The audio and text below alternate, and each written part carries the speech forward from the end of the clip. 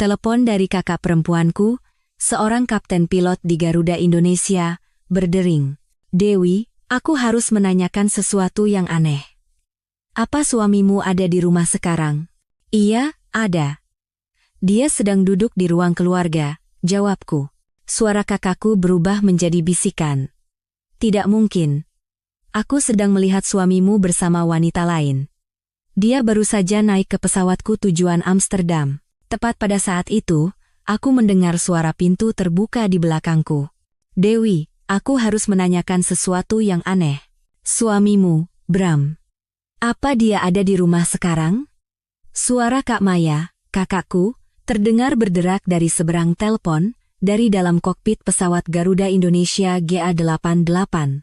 Aku berdiri di dapur apartemen kami di Pondok Indah, Jakarta, sambil memandang ke arah pintu masuk di mana suamiku, Bramantio, sedang membaca koran bisnis Indonesia. Iya, jawabku perlahan. Dia sedang duduk di sofa ruang keluarga. N4. Keheningan yang menyusul terasa salah, lalu Kak Maya membisikkan kata-kata yang menghancurkan seluruh duniaku. Tidak mungkin. Aku sedang melihat suamimu bersama wanita lain. Dia baru saja naik ke pesawatku tujuan Amsterdam. Langkah kaki terdengar dari belakangku. Bram masuk ke dapur sambil memegang cangkir kopi. Dia tersenyum padaku dengan ekspresi yang sama seperti yang kulihat setiap pagi selama 7 tahun terakhir. Cangkir kopi di tangannya adalah hadiah ulang tahunnya yang ke-40 dariku. Cangkir keramik putih itu bertuliskan, suami paling biasa-biasa saja di dunia. Dia tertawa terbahak-bahak saat membuka hadiah itu. Ini sempurna, katanya, karena aku tidak pernah percaya pada orang yang mengklaim sebagai yang terbaik dalam segala hal. Itu 3 tahun yang lalu, saat selera humornya yang merendah masih terasa menawan, bukan sebuah tindakan yang diperhitungkan. Siapa? Telepon pagi-pagi begini? Tanya Bram sambil berjalan ke mesin kopi untuk mengisi ulang cangkirnya. Rutinitas Sabtu paginya tidak pernah berubah. Kopi, koran bisnis Indonesia, sarapan ringan. Lalu, jam 11, bermain squash di klub olahraga di kawasan Jakarta Selatan. Aku mencengkeram telepon lebih erat. Aku bisa mendengar napas Kak Maya dari seberang. Dia menungguku mengatakan sesuatu, bereaksi, menjelaskan situasi yang sama sekali tidak masuk akal ini. Suamiku berada 5 meter dariku di dapur kami. Pada saat yang sama, suamiku sedang duduk di kursi kelas bisnis di Bandara Internasional Soekarno-Hatta bersama wanita lain. Cuma Kak Maya, aku berhasil berkata. Aku terkejut betapa tenangnya suaraku sendiri. Telepon cek sebelum terbang. Bram mengangguk acuh tak acuh, menuangkan kopi dengan tangan kirinya sambil menggulir ponsel dengan tangan kanannya. Bilang sama Kak Maya, kapan-kapan kita harus pakai tiket diskon karyawannya, yang selalu dia ceritakan itu. Ironi dalam kata-katanya membuat perutku mual. Aku memperhatikannya bergerak di sekitar dapur dengan gerakan santai dan familiar dari seseorang yang berada di tempatnya. Pola yang terbentuk dari 7 tahun pernikahan. Di mana gula disimpan, bagaimana dia menyukai kopinya, caranya yang selalu berdiri di dekat meja dapur alih-alih duduk di kursi bar sarapan. Kak, aku telepon lagi nanti. Kataku pelan. Dewi, tunggu. Ada yang harus aku katakan. Ada nada mendesak dalam suara kakakku, nada yang sama seperti saat dia memberitahuku tentang serangan jantung ayah 3 tahun lalu. Panggilan itu juga datang pada hari Selasa pagi. Aku berdiri di dapur yang sama ini, membuat sarapan, saat poros duniaku bergeser.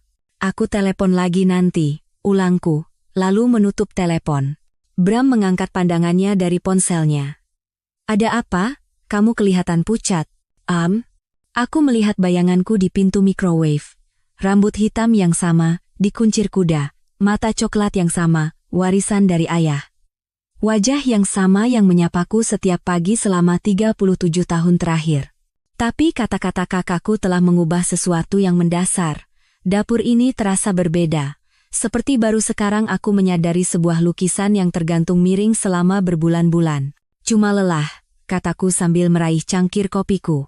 Tanganku tidak gemetar. 20 tahun sebagai akuntan forensik telah mengajariku untuk tetap tenang ketika aku menemukan bahwa apa yang terlihat bukanlah keseluruhan cerita. Aku pernah mengangguk dan membuat catatan saat puluhan CEO duduk di seberangku, berbohong terang-terangan tentang jutaan dolar yang hilang. Masuklah dan tidur lagi, saran Bram. Aksennya yang terpengaruh pendidikan di Inggris membungkus kata-kata itu dengan kehangatan yang akrab. Aku jatuh cinta pada aksen itu 8 tahun lalu di sebuah pesta makan malam seorang teman. Dia sedang menjelaskan perbedaan antara rugby dan sepak bola, menggerakkan tangannya dengan penuh semangat sambil memegang segelas anggur, lalu menumpahkannya ke gaunku. Rasa malunya saat itu terlihat menggemaskan. Atau begitukah yang kuingat? Sepertinya begitu, kataku sambil mengamati wajahnya. Rahang persegi yang sama, mata coklat yang sama dengan bintik-bintik keemasan, bekas luka kecil di atas alis kirinya akibat kecelakaan sepeda saat kecil. Setiap detail ada di tempatnya. Ponselku bergetar. Sebuah pesan teks dari Kak Maya. Lihat ini sekarang. Sebuah foto muncul. Pemandangan interior kelas bisnis, diambil melalui jendela pesawat. Seorang pria dengan setelan Tom Ford biru duduk di kursi 3B.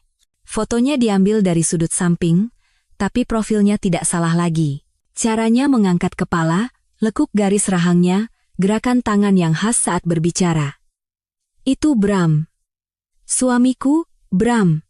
Dia sedang berbicara dengan penuh semangat kepada seorang wanita Kaukasia berambut pirang, sekitar 25 tahun, yang tangannya dengan santai diletakkan di lengan bawahnya. Aku mendongak menatap Bram yang ada di dapur. Dia mengenakan sweater kasmir abu-abu, kacamata bacanya didorong ke atas kepalanya. Dan di jari manis tangan kirinya, ada cincin kawin yang kami pilih bersama di sebuah toko perhiasan kecil di Kemang. Tahu tidak, kataku, suaraku terdengar sangat stabil, sepertinya aku akan membuat pancake. Pancake? Di hari Selasa pagi, ada acara khusus? Dia menaikkan alisnya. Acara khususnya adalah kakakku sedang melihat suamiku di pesawat, sementara suamiku berdiri di dapur kami, dan salah satu dari kedua realitas ini pasti bohong. Tapi aku tidak bisa mengatakan itu, belum, sampai aku mengerti apa yang sedang terjadi. Apa seorang istri butuh alasan untuk membuatkan pancake untuk suaminya? Dia tersenyum. Senyum setengahnya yang khas, yang pernah membuat jantungku berdebar. Tentu saja tidak. Tapi kamu tahu aku ada janji squash jam 11. Waktunya cukup, kataku sambil mengeluarkan bahan-bahan dari lemari dapur, tepung, telur, susu. Hal-hal sederhana yang bisa ku mengerti. Tidak seperti foto di ponselku yang menunjukkan suamiku berada di dua tempat sekaligus. Sambil menakar tepung ke dalam mangkuk, aku memikirkan tentang ketidaksesuaian kecil yang telah kuabaikan selama beberapa bulan terakhir. Malam ketika dia pulang dari makan malam dengan klien dengan aroma parfum yang tidak kukenal. Akhir pekan ketika dia pergi ke Bali untuk sebuah konferensi yang rekam jejaknya tidak dapat kutemukan secara online. Dan betapa sempurnanya dia akhir-akhir ini. Tidak ada hari jadi yang terlupakan, tidak ada kaos kaki yang ditinggalkan di lantai kamar tidur, tidak ada kebiasaan-kebiasaan menjengkelkan yang dulu membuatku gila tapi sekarang anehnya telah hilang. Aku cinta kamu, kata Bram, tiba-tiba mendekat dan mencium keningku. Bibirnya terasa hangat dan akrab. Aku juga cinta kamu, jawabku secara otomatis. Kata-kata itu terasa kosong, seperti cangkir takar di tanganku. Dia kembali ke korannya, tenggelam dalam rutinitas paginya. Aku memperhatikannya membalik halaman koran dengan gerakan yang presisi. Setiap gerakannya persis seperti yang kuingat. Tapi ingatan, seperti yang sedang kupelajari, bisa dimanipulasi. Realitas bisa diedit. Dan di suatu tempat antara dapur rumah kami dan Bandara Internasional Soekarno-Hatta, pernikahanku terbelah menjadi dua versi. Salah satunya adalah kebohongan. Aku mengambil ponselku dan mengetik pesan untuk Kak Maya.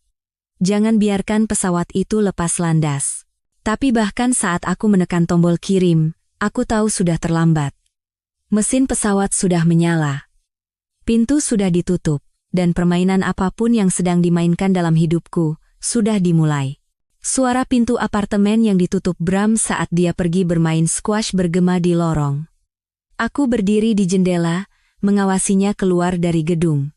Tas olahraga tersampir di bahunya. Langkahnya yang penuh percaya diri, tidak berubah selama bertahun-tahun. Dia berbelok ke kiri, menuju klub olahraga, seperti yang dilakukannya setiap Selasa dan Sabtu. Biasa, dapat diprediksi. Tapi tidak ada lagi yang terasa biasa. Begitu dia menghilang di tikungan, aku berjalan dengan tujuan ke ruang kerjanya. Meja mahoni yang kami beli di pasar barang antik Jalan Surabaya berdiri di bawah ijazah LSE dan MBA Inset miliknya. Semuanya tertata rapi, seperti biasa, tapi aku belajar dari bertahun-tahun bekerja di bidang akuntansi forensik, bahwa kerapian seringkali menutupi penipuan yang paling rumit. Aku membuka laptopnya dan masuk ke rekening bersama kami.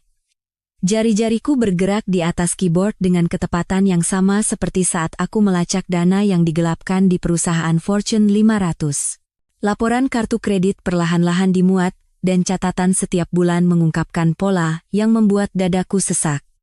Di sana, tagihan dari tanggal 15 hingga 18 Maret dari Demulia di Bali. Aku ingat akhir pekan itu dengan jelas. Bram bilang dia akan ke Bogor untuk membantu ibunya membereskan garasi setelah ayah meninggal. Aku menawarkan diri untuk ikut, tetapi dia bersikeras agar aku beristirahat di rumah setelah menyelesaikan audit yang sangat berat. Tagihan hotel itu untuk 2 orang, layanan kamar untuk 2 orang, perawatan spa untuk 2 orang. Tanganku sedikit gemetar saat aku menggulir lebih jauh ke bawah. Marina Bay Sands, Singapura. Akhir pekan saat dia bilang ada makan malam klien di sana. Aku terbaring di rumah karena keracunan makanan, terlalu lemah untuk mempertanyakan mengapa pertemuan klien mengharuskan menginap di hotel yang jaraknya 40 menit dari apartemen kami. Selanjutnya, aku memeriksa kartu kredit perusahaannya. Lebih banyak hotel, lebih banyak restoran yang belum pernah kudengar, dan pembelian perhiasan Cartier yang tidak pernah muncul sebagai hadiah untukku. Pikiranku yang terlatih untuk menemukan anomali keuangan membuat daftar setiap ketidaksesuaian, sementara hatiku mencoba merasionalisasikannya. Mungkin itu hadiah untuk klien. Mungkin itu hotel untuk eksekutif yang berkunjung. Mungkin ada penjelasan lain selain suamiku menjalani kehidupan yang sama sekali berbeda. Ponselku berdering. Nama Rina muncul di layar. Aku akan sampai dalam 15 menit, katanya tanpa basa-basi. Dan Dewi, kamu harus mempersiapkan diri. Apa yang kutemukan ini besar. Rina dan aku adalah teman sekamar di NYU, belajar akuntansi bersama sebelum jalan kami berpisah. Aku ke investigasi forensik, dia ke apa yang dia sebut sebagai analisis intelijen swasta. Perceraiannya dari Richard, seorang pialang saham di SCBD yang berselingkuh dengan sekretarisnya yang berusia 23 tahun, telah mengubahnya dari seorang analis perusahaan menjadi ahli dalam apa yang dia sebut sebagai pengintaian pernikahan. Sambil menunggunya, aku melanjutkan penggalianku. Rekening investasi bersama kami menunjukkan aktivitas normal. Tapi saat aku menggali lebih dalam, aku menemukan penarikan yang tidak kuketahui. Awalnya kecil, 50 juta, 100 juta rupiah, selalu di bawah ambang batas yang akan memicu pemberitahuan otomatis. Skema penggelapan kecil yang sistematis, jenis yang pernah kulihat dalam puluhan kasus penipuan. Hanya saja kali ini, itu terjadi di rekeningku sendiri. Bel berbunyi. Rina berdiri di sana dengan pakaian serba hitam khasnya, sebuah tablet terselip di dadanya, ekspresinya suram. Ekspresi yang sama saat dia menemukan perselingkuhan Richard. Ekspresi yang sama saat dia harus memberitahuku tentang utang judi tersembunyi ayah setelah dia meninggal. Saat-saat ketika kehidupan menuntut kejujuran yang brutal di antara teman, tunjukkan padaku, kataku, membawanya ke meja makan. Dia membuka tabletnya, jari-jarinya yang cekatan menari di layar.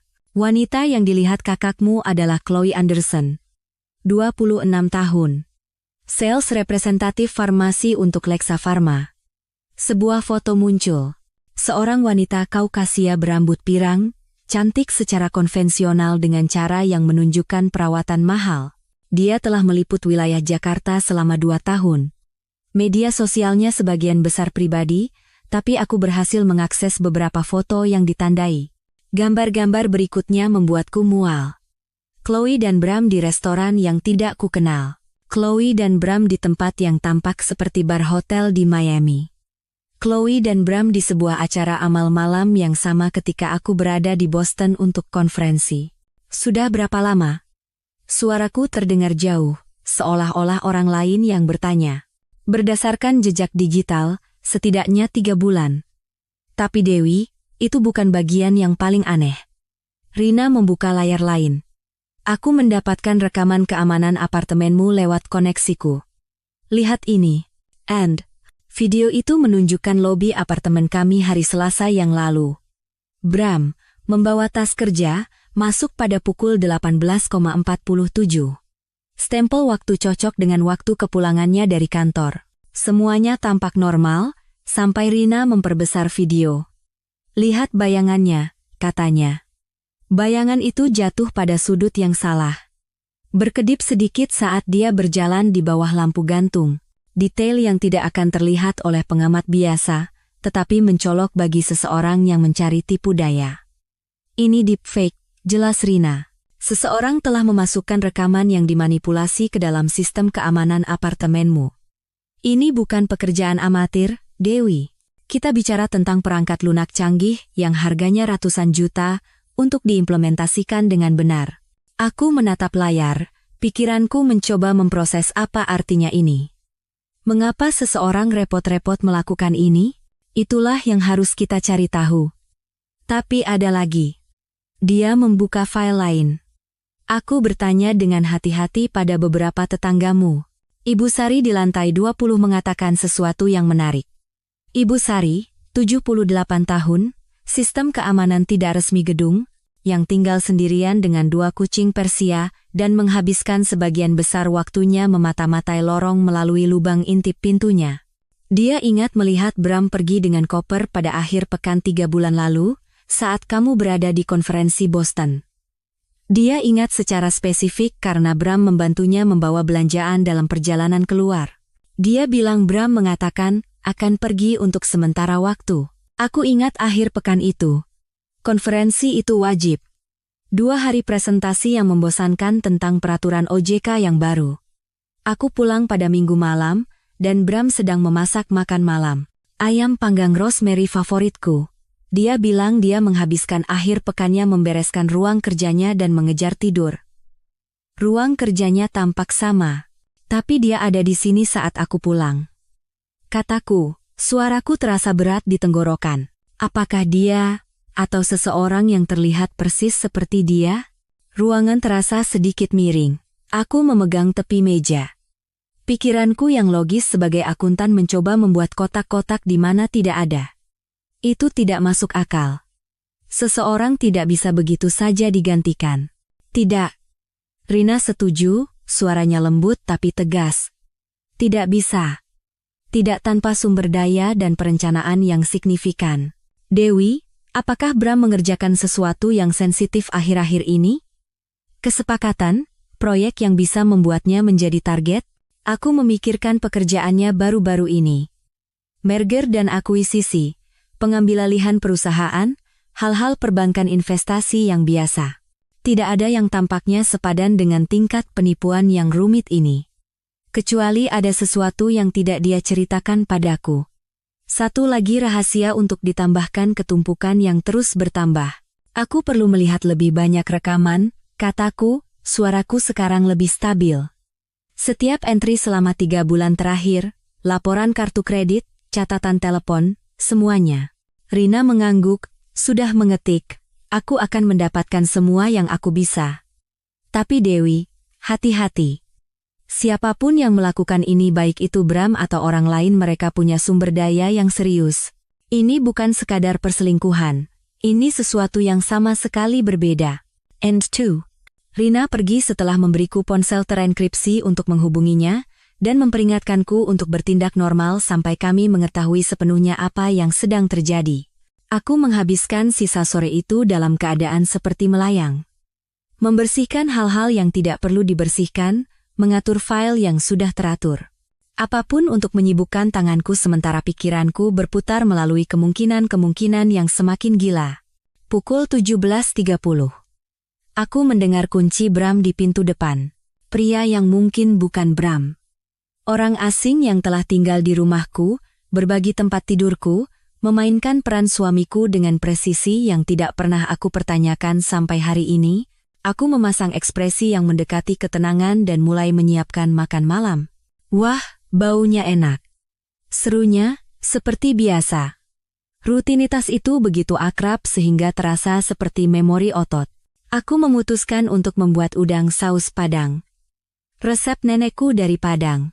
Saus bawang putih dan rempah-rempah yang kaya memenuhi apartemen dengan aroma yang harum. Hidangan khusus ini memiliki makna dalam hubungan kami. Bram yang asli memiliki alergi kerang yang parah, yang telah didokumentasikan oleh 3 kunjungan ke UGD selama bertahun-tahun. Gelang peringatan medis yang dia kenakan secara religius selama 7 tahun secara spesifik menyebutkan kerang sebagai ancaman nyawa. Favoritmu, kataku sambil meletakkan piring di depannya, suaraku terdengar biasa saja, bahkan ceria. 20 tahun menjaga ketenangan dalam investigasi penipuan telah mengajariku untuk memisahkan diri dari kepanikan. Dia melihat hidangan itu dengan ekspresi yang tampak seperti kegembiraan yang tulus. Sudah lama kamu tidak membuat ini.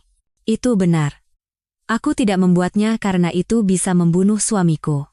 Tapi pria ini, tanpa ragu, mengambil garpu, dengan terampil menggulung mie, dan memasukkan udang ke mulutnya dengan decak kagum. Tidak ada reaksi. Tidak ada pembengkakan. Tidak ada tangan yang meraih EpiPen. Hanya seorang pria yang menikmati makan malamnya. Ini benar-benar enak, katanya, mengambil suapan lagi. Nenek pasti bangga. Nenekku meninggal 15 tahun yang lalu, tapi dia akan terkejut melihatku menyajikan hidangan kerang kepada seseorang yang sedang kuuji seperti spesimen laboratorium. Aku memperhatikannya makan, mencatat setiap gerakan, setiap ekspresi, mencari celah dalam penampilannya. Jadi, aku berpikir, kataku sambil mengisi gelas anggurnya, nadaku setenang seseorang yang membahas cuaca. Bagaimana kalau kita mengunjungi ibumu akhir pekan ini? Bram yang asli akan segera mencari alasan. Hubungannya dengan ibunya rumit, dan pada hari-hari terburuk, beracun. Dia tidak pernah menerimaku, tidak pernah memaafkannya karena menikah di luar lingkaran sosial mereka. Kunjungan ke Bogor diatur dengan hati-hati, biasanya membutuhkan negosiasi berminggu-minggu. Ide bagus, jawabnya tanpa jeda. Ibu pasti senang sekali melihat kita. Senang. Ibunya tidak pernah senang dengan apapun yang melibatkanku. Aku bisa merasakan ponselku, yang diletakkan di belakang mangkuk buah, merekam percakapan ini. Bukti apa ini nantinya? Bahwa suamiku telah digantikan oleh seseorang yang sebenarnya menyukai ibunya sendiri. Kita menginap sepanjang akhir pekan, aku mendorong lebih jauh, bantu dia dengan pekerjaan kebun yang selalu dia bicarakan itu. Sempurna. Aku akan meneleponnya setelah makan malam untuk memberitahunya.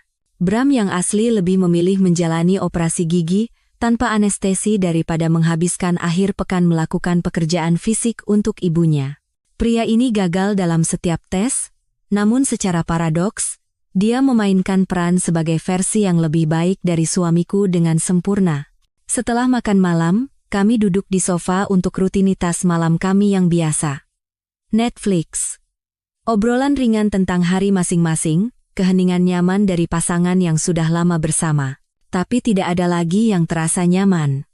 Setiap gerakan yang dia buat, setiap kata yang dia ucapkan, terasa seperti menonton dalang yang sangat terampil mengendalikan boneka yang tak terlihat. Aku lelah. Umumkanku pada pukul 10 malam, meregangkan tubuh secara berlebihan. Audit hari ini benar-benar membuatku lelah.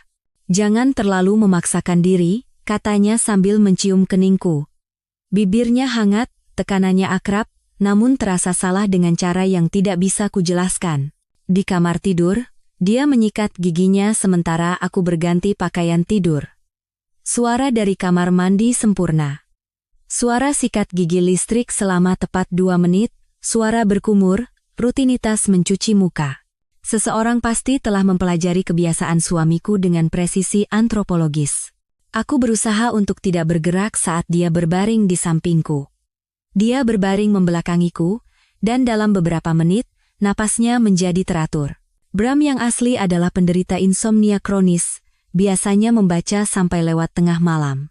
Pria ini tertidur seperti seseorang yang tidak punya kekhawatiran, tidak punya rahasia, tidak terbebani oleh identitas yang dicuri. Aku menunggu, menghitung napasnya, sampai aku yakin dia sudah tidur lelap. Lalu, dengan hati-hati seperti seorang penjinak bom, aku menyelinap keluar dari tempat tidur. Tas kerjanya diletakkan di sebelah lemari, seperti biasa. Kulitnya yang lembut karena penggunaan bertahun-tahun. Tas kerja Bram yang asli, yang dibawa oleh seorang penipu. Isinya tampak normal. Laptop, beberapa map, kartu nama, tapi di bawah setumpuk portofolio investasi, aku menemukan sebuah amplop yang tidak seharusnya ada di sana. Dengan jari gemetar, aku mengeluarkan isinya. Slip gaji atas nama Doni Saputra, dengan alamat di Depok, kartu anggota Serikat Aktor. Tapi yang paling memberatkan adalah catatan tulisan tangan.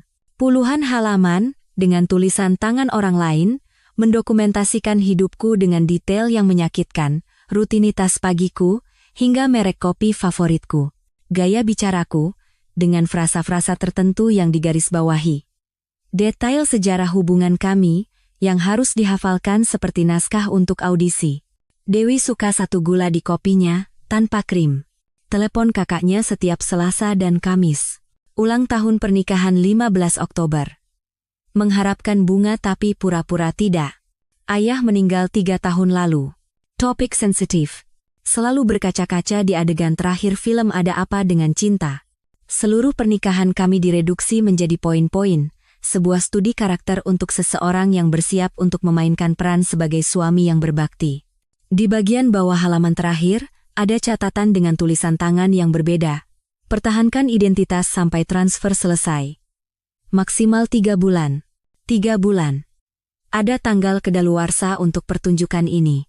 Dengan tangan gemetar, aku memasukkan kembali dokumen-dokumen itu ke dalam tas kerja Doni Saputra. Pikiranku mencoba memproses implikasi dari transfer selesai. Transfer apa? Aset kami? Apartemen ini? Seluruh hidupku, aku memotret setiap halaman dengan ponsel terenkripsi yang diberikan Rina, lalu menyelinap kembali ke tempat tidur di mana orang asing dengan wajah suamiku tertidur pulas. Pagi berikutnya, Minggu. Aku mengamati Doni Saputra melakukan rutinitas paginya dengan kejelasan baru. Setiap gerakan dipelajari, setiap kata dipilih dengan cermat. Ketika dia mengatakan harus pergi ke gym, aku mengarang krisis klien mendesak yang harus segera kutangani di kantor. Dia melambaikan tangan sebagai perpisahan tanpa benar-benar mengangkat pandangannya dari tabletnya, dengan sikap acuh tak acuh dari seseorang yang pikirannya sudah berada di tempat lain. Gedung kantorku kosong pada hari Minggu pagi. Hanya penjaga keamanan dan hantu-hantu kejahatan kerah putih. Aku mengunci diri di kantor sudutku yang menghadap ke Jalan Sudirman, membuka laptopku dengan tekad seseorang yang akan melakukan operasi pada hidupnya sendiri. Perangkat lunak akuntansi forensik yang kugunakan untuk melacak penipuan perusahaan kini akan membedah keuangan pribadiku. Aku mulai dengan rekening tabungan bersama kami. 3 bulan terakhir mengungkapkan pola halus yang akan kulewatkan jika aku tidak secara khusus mencari pencurian. Transfer sebesar 99.999 ribu rupiah tepat di bawah ambang batas 100 juta yang memerlukan pelaporan dipindahkan ke rekening yang tidak kukenal. Bank penerima berada di Kepulauan Cayman, terkenal karena undang-undang privasi dan keengganannya terhadap penyelidikan internasional. Setiap transfer disetujui dengan kredensial suamiku saat Doni Saputra duduk di seberangku saat makan malam, atau tidur di tempat tidur di sampingku. Bram yang asli secara sistematis menguras rekening kami sementara seorang aktor bayaran menipuku dengan sandiwara kebahagiaan rumah tangga yang sempurna. Aku melacak uang itu melalui jaringan perusahaan cangkang global. Masing-masing terdaftar di yurisdiksi yang berbeda, masing-masing mengarah ke jalan buntu lainnya. LuxCorp International di Cayman, Meridian Holdings di Panama, Apex Investments di Siprus. Struktur perusahaan yang dirancang untuk mencuci dana dan menyembunyikan aset dari orang-orang sepertiku. Jejak itu berakhir di sebuah bank Swiss di mana undang-undang privasi menjadi legenda. 15 tahun tabungan, investasi, dan perencanaan keuangan yang cermat, menghilang ke dalam rekening anonim yang bisa kulihat tapi tidak bisa kusentuh. Skala pencurian itu membuatku mual.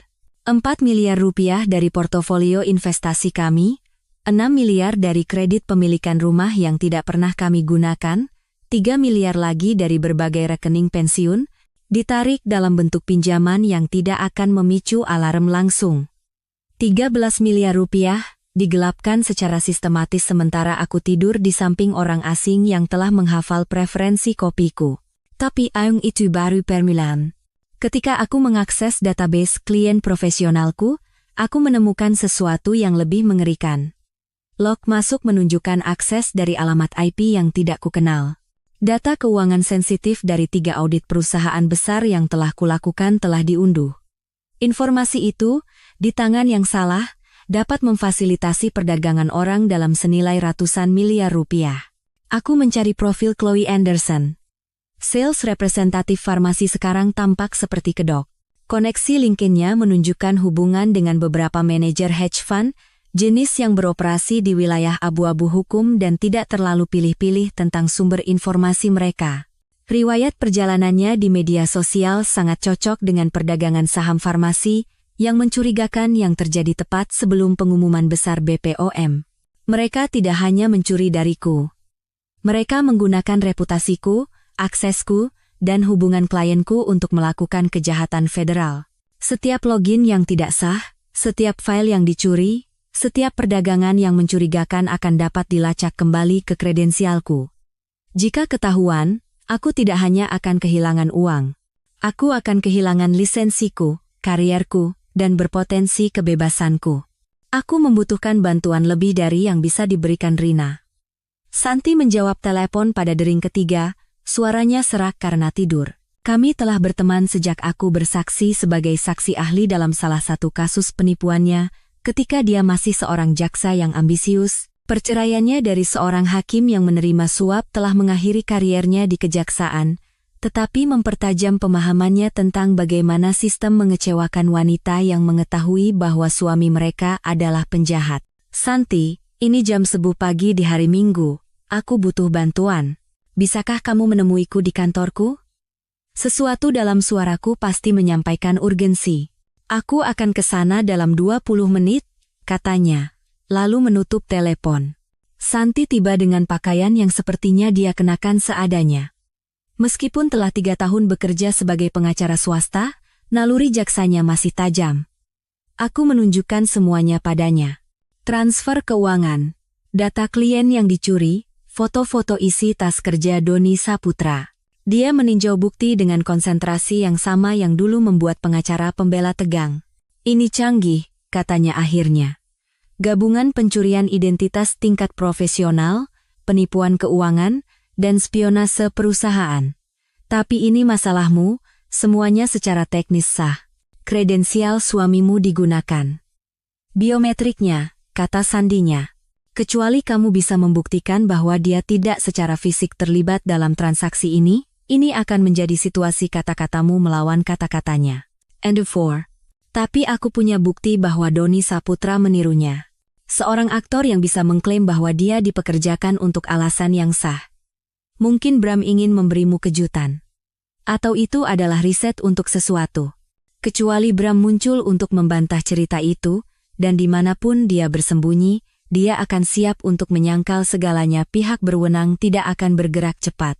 Saat mereka menyelidiki, uangnya akan hilang, dan buktinya juga. Ponselku bergetar. Bukan ponsel biasa, tapi ponsel terenkripsi yang diberikan Rina, yang kusembunyikan di laci mejaku. Pemberitahuan itu menunjukkan pesan baru di aplikasi yang tidak kukenal.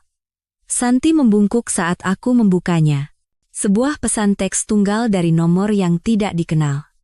Periksa ponsel lama Bramantio. Aku menatap Santi. Siapa lagi yang tahu? Seseorang yang ingin kamu menemukan sesuatu, katanya. Rasanya seperti mengikuti remah roti. Kami kembali ke apartemenku bersama-sama. Doni Saputra masih di gym. Rutinitas minggunya dapat diprediksi seperti jam.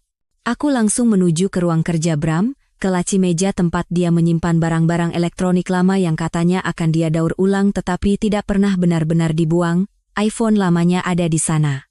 Layarnya retak setelah jatuh saat keluar dari taksi 6 bulan lalu. Tanpa banyak berharap, aku menekan tombol daya. Layar berkedip, lalu hidup. Baterainya tinggal 5%, tapi masih berfungsi. Ponsel itu terus menerima pesan selama berbulan-bulan saat seharusnya rusak. Dengan jari gemetar, aku membuka pesannya. Ada percakapan dengan Chloe yang dimulai 8 bulan lalu. Rencana, foto, dan detail yang membuat darahku membeku. Istriku tidak curiga apa-apa. Doni sempurna, tulis Bram 3 bulan lalu. Saat dia tahu, kita sudah tak tersentuh. Pesan terbaru datang kemarin. Besok di tempat biasa kita di Amsterdam, penyelesaian terakhir, lalu kita menghilang selamanya. Santi menatap layar ponsel. Pikirannya sebagai jaksa sudah menyusun kasus. Besok adalah hari Senin. Jika mereka berencana untuk menyelesaikan semuanya, kita harus bergerak malam ini. Sesuatu dalam diriku bergeser. Rasa takut dan kebingungan mengeras menjadi tekad yang dingin. Fokus yang sama yang membantuku mengungkap skema penipuan jutaan dolar kini akan melindungi sisa hidupku. Aku menyerahkan ponsel itu kepada Santi dan beralih ke laptopku dengan tujuan baru. Apa yang kamu lakukan? Tanya Santi. Mempersiapkan jebakan, kataku. Bram mungkin telah mencuri uangku, tapi dia lupa bahwa akulah yang tahu cara melacaknya. Jari-jariku menari di atas keyboard, menciptakan sesuatu yang indah dalam kesederhanaannya. Sebuah virus keuangan yang disamarkan sebagai dokumen investasi rutin yang akan muncul di penyimpanan cloud bersama kami. Kodenya elegan, dirancang untuk aktif begitu seseorang mengakses rekening bersama kami dari alamat IP luar negeri. Setelah dipicu, virus itu akan membekukan setiap transaksi, mengunci setiap rekening terkait, dan secara bersamaan memperingatkan penyelidik federal tentang aktivitas mencurigakan. Apakah itu legal? Santi mengawasi dari balik bahuku. Ini rekeningku, kataku. Aku melindungi asetku dari pencurian, sangat legal. Aku menanamkan virus itu di dalam file bernama Tinjauan Investasi Kuartal 3 dan Dokumen Pajak 2024. Keangkuhan Bram akan menjadi kejatuhannya. Dia tidak akan pernah bisa menahan diri untuk tidak memeriksa sekali lagi untuk memastikan setiap rupiah telah ditransfer. Saat kami merencanakan, Doni Saputra kembali dari gym. Dia tersenyum saat melihat Santi. Teman lama mampir? Santi sedang berada di sekitar sini, kataku dengan santai. Senyum Doni tidak goyah, tapi aku melihat kilatan panik di matanya. Aku teringat sesuatu. Sayang, kataku, aku baru saja memikirkan tentang bulan madu kita ke Santorini. Ingat kedai kecil itu di Oya tempat kita menari sampai subuh? Kau bilang itu adalah malam paling romantis dalam hidupmu. Kami tidak pernah ke Santorini. Bram yang asli dan aku berbulan madu di Yunani, tapi di Mykonos. Tapi Doni Saputra tidak tahu itu. Santorini, ulangnya, mengulur waktu. Kedai kecil itu tempat kita menari sampai subuh, kau bilang itu malam paling romantis dalam hidupmu. Santi, menyadari ujian yang sedang kulakukan, menyaksikan percakapan kami seperti pertandingan tenis. Rahang Doni mengeras, hampir tidak kentara. Tentu saja, katanya akhirnya. Tapi kukira tempat itu sudah tutup untuk renovasi. Sebuah kebohongan telanjang untuk menutupi ketidaktahuannya. Tempat yang kudeskripsikan tidak pernah ada. Aku tersenyum hangat, memainkan peran sebagai istri yang berbakti sambil mencatat celah lain dalam penampilannya. Kau mungkin benar. Pesan makanan Thailand saja, bagaimana? Rasa lega terlihat jelas di bahunya. Santi pergi dengan bukti. Sementara Doni mandi, aku membuat 3 panggilan telepon yang akan menyulut api pada rencana Bram yang dibuat dengan cermat. Yang pertama adalah kepada Robert Adidharma, CEO Adidharma Industries dan klien terbesar Bram. Aku menjaga nada bicaraku tetap santai, terdengar khawatir tapi tidak panik. Robert, maaf mengganggu di hari Minggu. Tapi aku sedang meninjau beberapa rekening bersama dan melihat aktivitas yang sedikit tidak biasa di portofolio investasi perusahaan Anda. Mungkin bukan apa-apa, mungkin hanya kesalahan administrasi. Tapi sebaiknya Anda meminta tim Anda memeriksanya. Benih keraguan telah ditanam, disiram dengan cukup kekhawatiran untuk memicu audit internal yang akan menemukan ketidaksesuaian yang mengarah pada akses tidak sah Bram. Telepon kedua adalah kepada Jennifer di Phoenix Capital. Pendekatan yang sama, sudut yang berbeda. Transfer yang mencurigakan, tidak sesuai dengan pola biasa mereka, sangat aneh. Mungkin bukan apa-apa, tapi patut diperiksa. Yang ketiga adalah kepada David Martinez di Meridian Financial. Pada Senin pagi, 3 perusahaan besar akan menemukan pelanggaran keamanan yang semuanya dapat dilacak kembali ke kredensial yang terkait dengan Bramantio. Saat aku menyelesaikan panggilan ketiga, telepon berdering. ID penelepon menunjukkan panti jompo ibuku di Bogor. Jantungku berdebar. Panggilan pada hari Minggu sore biasanya berarti keadaan darurat. Bu Dewi, itu adalah suara Nancy, direktur fasilitas. Ibumu baik-baik saja. Tapi dia cukup gelisah. Dia bersikeras bahwa seseorang berbohong tentang suamimu yang mengunjunginya. Aku akan segera ke sana. Perjalanan ke Bogor memakan waktu 90 menit. Doni Saputra percaya aku sedang menangani krisis terkait obat-obatan ibuku. Fasilitas itu terletak di antara pepohonan yang baru mulai menguning. Tempat yang damai bagi mereka yang berada di babak akhir kehidupan. Kamar ibuku menghadap ke taman, dan setiap permukaan ditutupi foto. Kenangannya dalam bentuk yang bisa disentuh. Dewi.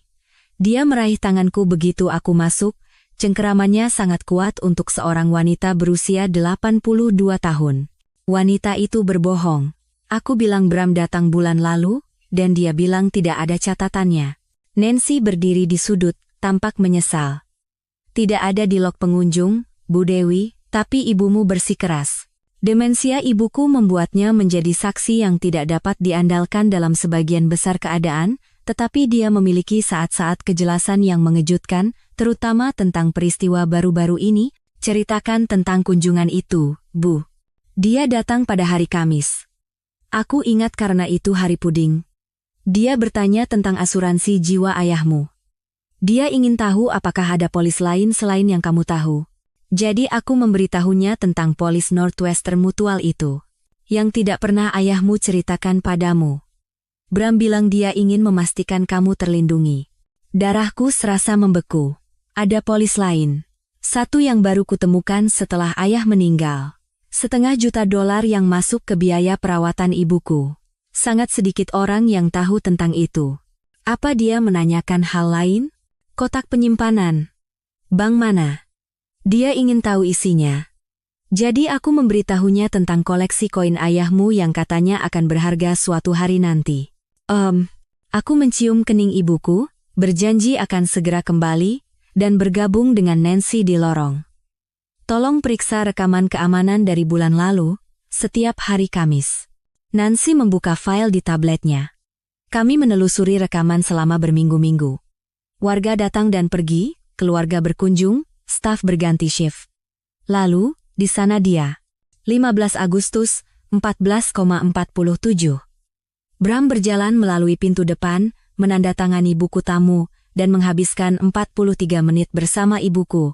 Tapi di log tanda tangan fisik yang ditunjukkan Nancy yang dipindai untuk arsip nama Bram tidak ada. Ada celah di halaman, seolah-olah baris itu dilewati. Dia pasti menandatanganinya, kata Nancy, bingung. Aku melihatnya melakukannya. Seseorang telah secara digital mengubah gambar yang diarsipkan, menghilangkan tanda tangannya dengan presisi bedah, tetapi tidak berpikir untuk memeriksa rekaman keamanan. Bram telah merencanakan ini selama berbulan-bulan. Mengumpulkan informasi tentang setiap aset, setiap polis, setiap sumber dana yang memungkinkan. Dia bahkan telah menargetkan ibuku sendiri, menggali detail keuangan dari ingatannya yang kacau. Aku kembali dari Bogor dengan rekaman keamanan panti jompo di ponselku, satu lagi bukti penipuan Bram. Kemacetan minggu malam bergerak lambat, memberiku waktu untuk memproses kekejaman yang diperhitungkan dari mengunjungi seorang wanita yang pikirannya melayang-layang antara dekade untuk mengekstrak informasi keuangan. Ponselku bergetar dengan pesan dari Kak Maya. Pesawatnya telah mendarat di Schiphol 3 jam yang lalu. Foto-foto terlampir membuat cengkeramanku di kemudi mengerat. Bram dan wanita itu, Chloe, di penukaran mata uang bandara, tangannya dengan santai diletakkan di punggung bawahnya. Foto lain menunjukkan mereka masuk ke taksi, kepala Chloe bersandar di bahunya, keduanya tertawa melihat sesuatu di ponselnya. Stempel waktu menunjukkan pukul 16,47 waktu Amsterdam. Foto berikutnya membuatku sesak napas. Mereka berada di meja resepsionis Hotel de l'Europe, tempat kamar mulai dari 800 euro per malam. Chloe mengenakan gelang berlian yang kukenali. Gelang yang sama yang Bram katakan dia beli untuk ulang tahun ke-70 ibunya 6 bulan lalu. Bahasa tubuh di antara mereka menunjukkan keakraban yang nyaman, jenis yang terbentuk selama bertahun-tahun, bukan bulan. Caranya merapikan kerah bajunya. Caranya menuntunnya melintasi lobi dengan keyakinan kepemilikan. Ini bukan perselingkuhan baru-baru ini. Ini adalah hubungan yang mungkin sudah ada sebelum seluruh pernikahan kami. Aku tiba di tempat parkir gedung kami pada pukul 20.30. Doni Saputra mondar-mandir dengan cemas di dekat lift, ponsel menempel di telinganya. Wajahnya berubah menjadi ekspresi prihatin saat melihatku, tetapi itu tidak cukup untuk menyembunyikan kecemasan di baliknya. "Kamu di sini," katanya, buru-buru mengakhiri panggilannya. "Aku khawatir." "Bagaimana ibumu?" "Baik-baik saja. Hanya sedikit bingung tentang beberapa dokumen keuangan lama." Aku memperhatikannya memproses ini. Ketegangan di bahunya sedikit mengendur saat aku tidak menjelaskan lebih lanjut. Kembali di apartemen, aku membuat keputusan yang akan mengungkap semuanya atau menghancurkan kesempatanku untuk mendapatkan keadilan. Duduk di seberang Doni Saputra di meja makan, aku dengan sengaja mengeluarkan ponselku. "Aku sedang berpikir," kataku sambil membolak-balik kalenderku, "bulan depan ulang tahun pernikahan kita. 8 tahun sejak pesta makan malam tempat kita bertemu itu." "Heaven." Doni Saputra mengangguk, pelatihan aktingnya menjaga ekspresinya tetap netral meskipun faktanya Bram dan aku telah menikah selama 7 tahun, bukan 8. Satu lagi tes gagal, aku ingin melakukan sesuatu yang istimewa. Pesta kejutan, sebelum pasar saham buka pada hari Selasa pagi. Kita undang rekan kerjamu, klien terbesarmu. Tunjukkan apartemennya, sajikan sampainya, dan kue-kue dari toko roti Prancis yang kamu suka itu." Matanya berkedip karena bingung. "Waktu yang aneh untuk pesta? Selasa pagi. Kamu selalu bilang, kesepakatan terbaik dibuat sebelum sarapan. Lagi pula, ini akan berkesan. Berbeda." Aku membuka kontakku, suaraku antusias. "Aku akan mengurus semuanya. Kamu hanya perlu mengirimkan undangan malam ini. Buatlah terdengar sangat eksklusif dan mendesak. Kehadiran wajib." Doni Saputra ragu-ragu, jelas mencoba mencari tahu apakah ini bagian dari naskahnya atau sesuatu yang tidak terduga. Tapi menolak akan merusak karakternya, dan menjaga kedoknya adalah yang terpenting. "Jika itu yang kamu inginkan," katanya akhirnya. "Sempurna. Kirim sekarang, selagi aku membuat makan malam." Aku ingin melihat responsnya. Aku memperhatikannya mengetik pesan di ponselnya, jari-jarinya dengan enggan bergerak di layar. Rekan-rekan bankir investasi, klien-klien utama orang-orang yang kehadirannya, tidak akan bisa dijelaskan saat agen federal menyerbu. Dalam beberapa menit, balasan mulai berdatangan. Campuran kebingungan dan persetujuan. "Ketika Bramantio meminta kehadiranmu, kamu datang. Saat aku menyiapkan makan malam terakhir kami, aku merasakan simpati yang tak terduga untuk Doni Saputra. Dia adalah seorang aktor gagal dari Depok yang mungkin mengira dia mendapatkan kesempatan besar, sebuah peran dalam reality show atau lelucon yang rumit. Sebaliknya, dia menjadi kaki tangan dalam kejahatan federal, terjebak dalam pertunjukan di mana taruhannya bukan ulasan buruk, tetapi hukuman penjara. Aku memasak salmon dengan asparagus. Sederhana, cepat. Doni Saputra duduk di meja dapur, berpura-pura menjaga suasana domestik, tetapi kami berdua tahu sesuatu yang mendasar telah bergeser. Naskah yang dia hafal tidak lagi cocok dengan adegan yang sedang dimainkan. "Anggur?" Aku menawarkan, mengangkat sebotol Malbec yang biasa kami minum pada Minggu malam. Dia menggelengkan kepalanya dengan cepat. Perutku agak tidak enak, sepertinya aku mau flu. Untuk pertama kalinya dalam 3 bulan, dia menolak minuman. Bahkan jika pikiran sadarnya belum sepenuhnya memproses bahaya, nalurinya berteriak peringatan. Aku menuangkan segelas untuk diriku sendiri, membutuhkan keberanian cair untuk apa yang akan datang. "Doni," kataku pelan, dan seluruh tubuhnya menegang. "Aku tidak pernah salah menyebut nama Bram. Aku tahu siapa kamu. Keheningan menggantung di antara kami seperti kawat tegang. Serangkaian emosi melintas di wajahnya, keterkejutan, ketakutan, perhitungan, dan akhirnya, pasrah. Ketika dia berbicara, aksen Inggrisnya hilang, digantikan oleh logat Jakarta yang kental. Sejak kapan Anda tahu? Sejak Selasa pagi. Saat Anda duduk di ruang keluarga kami sementara kakak saya melihat Bram yang asli naik pesawat. End quote. Dia menutupi wajahnya dengan tangannya. Gerakan itu begitu tulus sehingga kemarahanku goyah sejenak. Aku tidak tahu tentang kejahatannya. Dia bilang kalian berpisah. Dia butuh seseorang untuk menjaga rumah, menjaga penampilan karena alasan bisnis. 100 juta rupiah tunai selama 3 bulan untuk berpura-pura menjadi dia.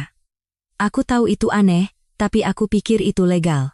Dan kau benar-benar percaya itu? Aku ingin mempercayainya. Suaranya sedikit pecah.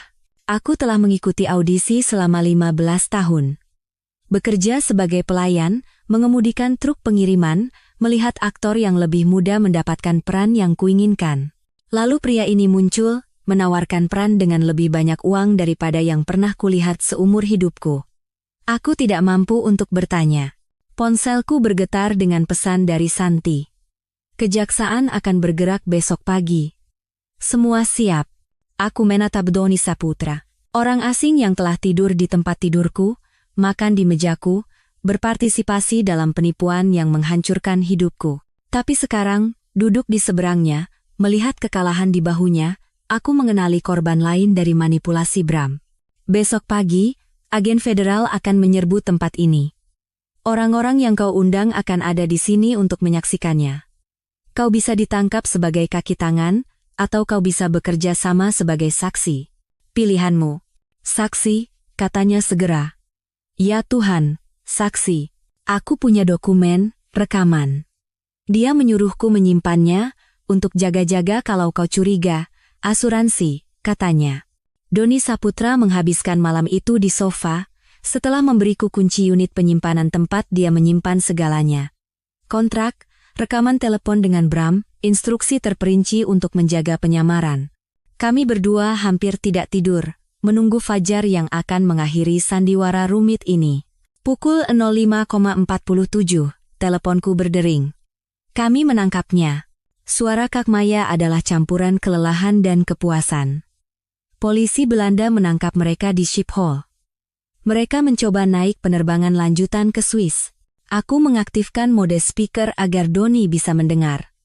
Dia duduk di sofa, selimut yang kuberikan tersampir di pangkuannya, tampak seperti seorang pria yang akan mendengar vonisnya. Penangkapannya dramatis, lanjut kakakku. Mereka berada di lounge premium saat polisi datang. Chloe mulai menangis, mengklaim dia tidak tahu apa-apa tentang kejahatan itu. Tapi Bram ketenangannya akhirnya pecah. Dia mencoba lari. Mereka menjatuhkannya di depan semua orang. Seseorang merekamnya, sudah ada di saluran berita Eropa. Doni Saputra memejamkan matanya, mungkin menyadari betapa dekatnya dia dengan borgol itu. Aku pergi ke dapur dan mulai membuat kopi. Adrenalin membanjiri sistemku, tetapi tanganku stabil.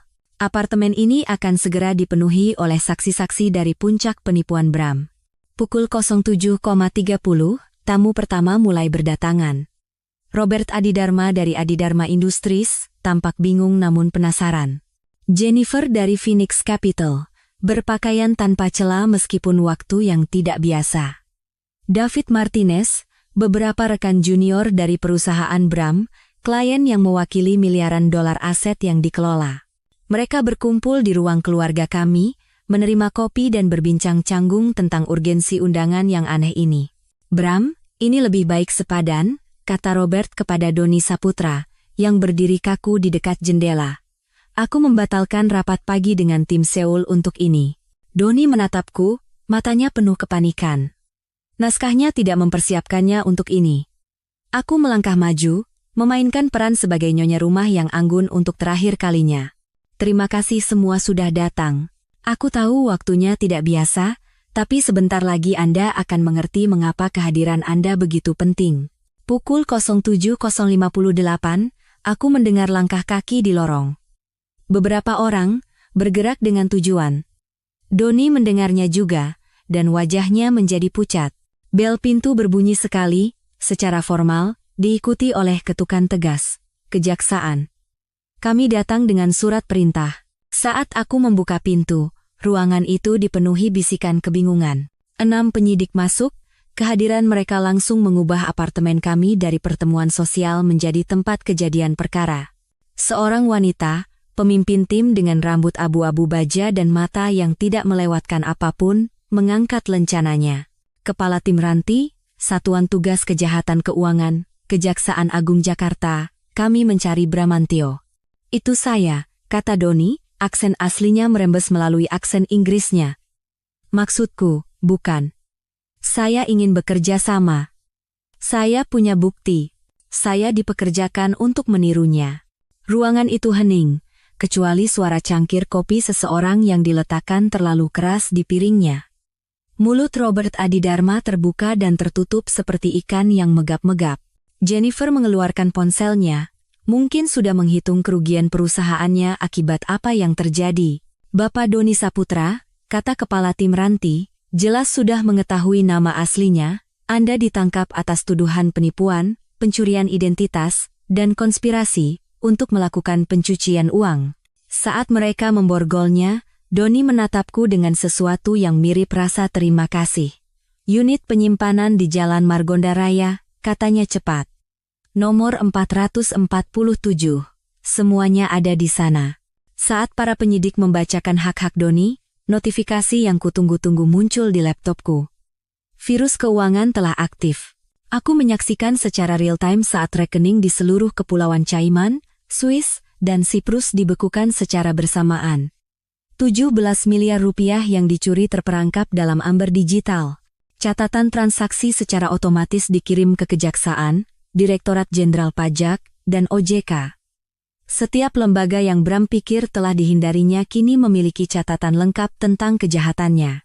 Ibu Dewi, Kepala Tim Ranti mendekatiku saat timnya mengamankan Doni. Anda harus ikut kami untuk memberikan pernyataan resmi. Tentu saja, kataku. Tapi pertama-tama, orang-orang ini berhak tahu mengapa mereka ada di sini. Aku mengambil ponselku dan menemukan rekaman panggilan Kak Maya pada Selasa pagi. Suaranya, yang jernih dan profesional, memenuhi ruangan. Dewi, aku harus menanyakan sesuatu yang aneh. Apa suamimu ada di rumah sekarang? Rekaman itu diputar melalui saat-saat pertama penemuan, para eksekutif yang berkumpul mendengarkan dengan ekspresi pemahaman yang semakin dalam.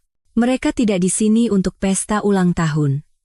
Mereka menyaksikan terungkapnya penipuan besar-besaran yang bisa menghancurkan perusahaan mereka.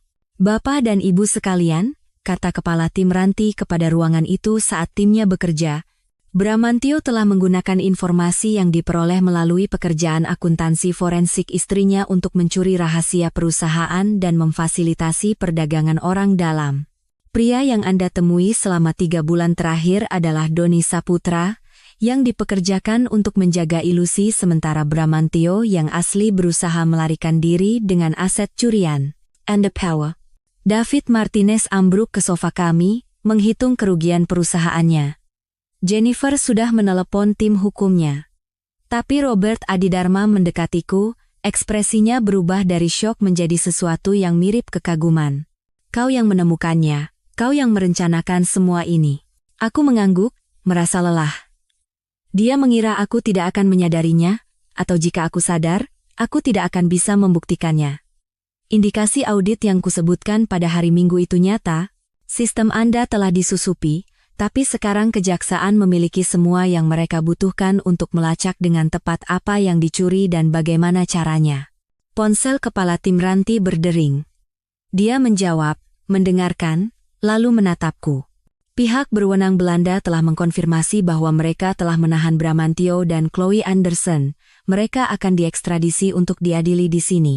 Apartemen yang pernah menjadi rumah dan tempat perlindungan kami kini menjadi tempat kejadian perkara. Para penyidik memotret segalanya, mengumpulkan bukti, memperlakukan hidup kami sebagai barang bukti dalam kasus federal. Para saksi yang berkumpul perlahan-lahan pergi, masing-masing berhenti untuk memberikan ucapan belasungkawa yang canggung atau rasa terima kasih yang membingungkan. Saat penyidik terakhir bersiap untuk pergi, kepala tim Ranti memberiku kartu namanya. Kami akan membutuhkan kesaksian Anda. Analisis forensik Anda, virus yang Anda buat untuk melacak uang, itu adalah dasar dari kasus kami. Saya akan melakukannya, kataku, dan aku bersungguh-sungguh. Apartemen menjadi sunyi. Aku berdiri di dapur, dikelilingi oleh sisa-sisa pertunjukan terakhir Doni Saputra. Cangkir kopinya di atas meja, selimut di sofa yang dia gunakan, catatan yang dia sembunyikan di sekitar apartemen untuk membantunya mengingat dialognya. Properti dari sebuah drama yang akhirnya berakhir. Ponselku bergetar dengan notifikasi berita, video dari Bandara Schiphol. Goyah, tapi jelas. Bram di borgol, ketenangannya yang sempurna hancur saat dia digiring melalui bandara sementara para pelancong berhenti dan menatap. Di sampingnya ada Chloe, riasan desainernya luntur karena air mata, mimpinya di Paris berakhir dalam tahanan polisi Belanda. Aku menontonnya sekali lagi sebelum menutup laptopku. 6 bulan kemudian, penangkapan Bram dalam video bandara yang kasar yang entah bagaimana menjadi yang paling banyak ditonton di saluran berita keuangan, diputar ulang. Stempel waktu di sudut layar menunjukkan 6 bulan yang lalu, tetapi rasanya seumur hidup telah berlalu sejak Selasa pagi ketika duniaku terbelah menjadi 2. Apartemen itu sekarang kosong. Perabotan telah dijual atau disumbangkan, dinding-dindingnya hanya menyisakan persegi panjang samar di tempat karya seni dulu tergantung. Perusahaan pindahan telah mengambil kotak terakhir kemarin, hanya menyisakan gema dari sebuah pernikahan yang lebih merupakan pertunjukan daripada kemitraan. Aku berdiri di dekat jendela yang menghadap ke Cakrawala Jakarta. Kunci di tanganku terasa berat. Aku sedang menunggu manajer gedung yang akan mengambil alih kepemilikan dalam 20 menit. Perceraian berjalan dengan kecepatan yang tidak biasa begitu jaksa federal mengajukan kasus mereka. Pengacara Bram, yang berjuang melawan ekstradisi dari sel penjara Belanda, tidak berdaya melawan bukti penipuan, pencurian identitas, dan konspirasi. Hakim wanita, yang telah melihat cukup banyak kejahatan keuangan untuk mengenali perilaku predator, tidak terlalu bersimpati kepada seorang suami yang mempekerjakan seorang aktor untuk menggantikannya saat dia melikuidasi aset perkawinan. Penyelesaian itu memberiku lebih dari yang kuharapkan. Hasil penjualan apartemen, dana yang dipulihkan dari rekening yang dibekukan, dan ganti rugi yang dibayarkan oleh perusahaan asuransi Bram untuk menghindari persidangan publik. Uang itu tidak bisa mengembalikan 3 bulan yang kuhabiskan tidur di samping orang asing, atau 7 tahun yang kuhabiskan bersama seorang pria yang mampu melakukan penipuan seperti itu, tetapi itu bisa memberiku kebebasan untuk membangun kembali. Ponselku bergetar dengan pengingat janji klien. Aku tidak melewatkan ironi bahwa traumaku telah menjadi keahlian profesionalku. Ruang kantor yang kusewa di kawasan SCBD memiliki plakat sederhana, Dewi Consulting. Spesialisasi perlindungan aset pernikahan dan verifikasi identitas. Apa yang dimulai dari mulut ke mulut telah berkembang menjadi daftar tunggu wanita yang curiga bahwa realitas mereka mungkin telah diedit. Baru minggu lalu, aku membantu seorang ahli bedah di Menteng menemukan bahwa suaminya selama 15 tahun telah menggunakan deepfake untuk memalsukan kehadiran di konferensi sementara dia sebenarnya menjalankan praktik terpisah di Surabaya. Minggu sebelumnya, seorang produser film mengetahui bahwa pasangannya telah mempekerjakan 3 orang mirip yang berbeda untuk menjaga alibi di beberapa kota. Setiap kasus terasa seperti menggali lapisan-lapisan penipuan dengan alat-alat yang sama yang telah menyelamatkan hidupku sendiri. Manajer gedung tiba, mengambil kunci dengan sikap acuh tak acuh profesional. Saat aku turun lift untuk terakhir kalinya, ponselku bergetar dengan pesan dari Kak Maya. Restoran Mama Rosi jam 7. Aku yang traktir. Mama Rosi tidak berubah dalam 40 tahun. Masih menyajikan resep saus merah yang sama yang dinyatakan nenek kami sebagai satu-satunya makanan Italia yang layak di luar Napoli. Bilik vinilnya ditambal dengan lakban, taplak meja kotak-kotaknya menanggung noda anggur selama puluhan tahun. Kak Maya sedang menunggu di bilik sudut biasa kami. Sebotol Chianti sudah dibuka. Dia berdiri saat melihatku, memelukku lebih lama dari yang seharusnya. Kami menjadi lebih dekat melalui cobaan ini.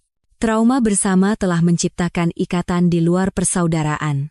Kamu berhasil, katanya, menuangkan anggur ke dalam gelas yang sepertinya bisa selamat dari Perang Dunia II. Apartemennya benar-benar sudah beres? Menyerahkan kuncinya 20 menit yang lalu. Aku menyesap. Anggur murah itu terasa seperti makan malam minggu masa kecil. Rasanya aneh. Seperti 7 tahun terhapus dalam sekejap. Bukan terhapus, diubah. Kata kakakku, mengangkat gelasnya. Untuk wanita yang menemukan suaminya berada di 2 tempat sekaligus dan menjatuhkan sindikat penipuan internasional. Dan untuk pilot yang membuat panggilan telepon yang menyelamatkan hidupku, balasku. Kami minum, ritualnya lebih penting daripada anggurnya. Kakakku telah membawa rasa bersalah tentang pagi itu selama berbulan-bulan, yakin bahwa dia telah menghancurkan pernikahanku dengan 1 panggilan telepon. Aku mencoba menjelaskan bahwa dia telah mengungkap kehancuran, bukan menyebabkannya. Tapi rasa bersalah penyintas tidak merespons logika dengan baik. Aku punya sesuatu untukmu, katanya, mengeluarkan sebuah amplop dari tasnya. Tiba di rumahku kemarin. Dialamatkan kepadaku, untukmu. Alamat pengirimnya dari Ohio, Amerika Serikat. Tulisan tangan Doni Saputra, rapi dan tepat. Aku membuka amplop itu perlahan, tidak yakin apakah aku ingin mendengar dari pria yang telah menjalani hidupku selama 3 bulan. Untuk Bu Dewi, surat itu dimulai. Saya ingin menghubungi Anda sekarang setelah proses hukum selesai. Pertama, terima kasih karena tidak mengajukan tuntutan tambahan. FBI memiliki cukup bukti tanpamu untuk memberiku masa percobaan dan layanan masyarakat, bukan hukuman penjara. Saya mengajar kelas akting di sebuah perguruan tinggi komunitas di sini. Akhirnya menggunakan keahlian saya untuk pekerjaan yang jujur. Saya menceritakan kepada murid-murid saya tentang 3 bulan itu. Tentang bagaimana penampilan terbaik dalam hidup saya adalah hal terburuk yang pernah saya lakukan. Saya memberitahu mereka bahwa beberapa peran tidak sepadan, tidak peduli berapapun bayarannya. Terkadang saya memikirkan Anda, bertanya-tanya bagaimana Anda bisa pulih dari apa yang dilakukan Bram. Lalu saya membaca tentang firma baru Anda, tentang para wanita yang Anda bantu. Dan saya mengerti bahwa Anda telah mengubah racun menjadi obat. Itu adalah jenis kekuatan yang saya tidak tahu ada. Terlampir adalah satu-satunya barang yang tidak saya serahkan kepada FBI. Foto pernikahan Anda dari file instruksi Bram. Anda terlihat benar-benar bahagia. Saya minta maaf atas peran saya dalam mengambil itu dari Anda. Saya harap suatu hari nanti Anda menemukan sesuatu yang otentik untuk menggantikan apa yang dicuri. Dengan penyesalan yang tulus dan kekaguman sejati, Doni Saputra. Di dalam surat itu terlipat sebuah foto. Bram dan aku memotong kue pernikahan kami, keduanya tertawa melihat sesuatu di luar kamera. Aku mengamati diriku yang lebih muda, mencoba mengingat apa yang begitu lucu hingga menimbulkan kegembiraan yang begitu tulus. Ingatan itu tidak datang. Dia sepertinya benar-benar menyesal, kata kakakku, membaca dari balik bahuku. Dia juga korban, dalam beberapa hal. Bram menghancurkan beberapa kehidupan dengan uang yang sekarang dibekukan di bawah pengawasan federal. Aku memasukkan kembali foto itu ke dalam amplop. Doni hanya cukup sial untuk cukup putus asa menerima peran itu. Kami memesan seperti biasa, aku pasta arabiata, kakakku linguine vongole, dan cukup banyak roti bawang putih untuk membuat ahli jantung khawatir. Rasa yang akrab terasa seperti rumah, sebuah kesinambungan di tengah kehidupan yang telah sepenuhnya diciptakan kembali. Apa selanjutnya? Tanya kakakku, memutar pastanya dengan terampil. Besok, Rebecca Harrison, CEO startup teknologi. Dia pikir suaminya menggunakan AI untuk memalsukan perjalanan bisnis. Dan pada hari Kamis, kasus Hitman. Bukan pekerjaan, maksudku, kamu? Aku mempertimbangkan pertanyaan itu, meletakkannya di antara kami seperti tamu makan malam lainnya. 6 bulan lalu, aku mengira masa depanku telah dipetakan dalam prediktabilitas yang nyaman. Sekarang, pada usia 37, aku lajang, sukses di bidang yang kuciptakan, dan tidak yakin akan apapun di luar janji klienku berikutnya. Aku tidak tahu. Aku mengakui, mengejutkan diriku sendiri dengan kejujuranku.